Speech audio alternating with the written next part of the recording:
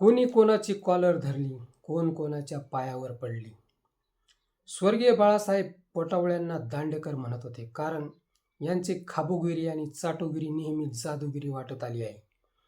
माईकचा दांडा पुढे करून ही मंडळी रुमाला खालून नोटांचे बंडल घेतात आणि कोणालाही हिरो बनवितात. ही बनियाबाजी ठाकरेंबाबत नेहमीच माइलस्टोन ठरली आहे. ठाकरे व खासदार संजय राऊत यांच्यात वाद व्हावा म्हणून काही पोटावळे देव पाण्यात बुडून बसले आहेत. आमदार आदित्य ठाकरे यांनी खासदार राऊत यांची कॉलर धरली, परंतु देव म्हणतात आम्ही नाही पाहिली. मग झक कोणी मारली? अहो खरात बाबांनी संपूर्ण राजकारणाला उकळी फोडली.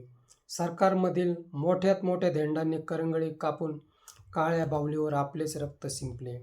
एकामागोमाग एक पोपटासारखे सर्वच मंत्री आमदार बोलायला लागतील. फक्त सर्वांची झोपेचे इंजेक्शन देऊन मेडिकल तपासणी व्हायला हवी.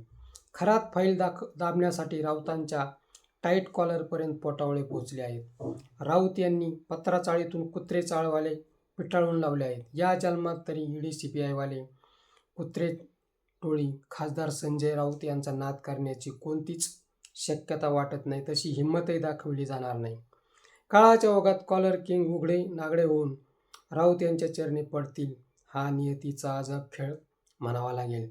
मित्रो, हा व्हिडिओ कसा वाटला ते कमेंट बॉक्समध्ये सांगा व ॲक्शन मराठी चॅनलला सबस्क्राईब करा.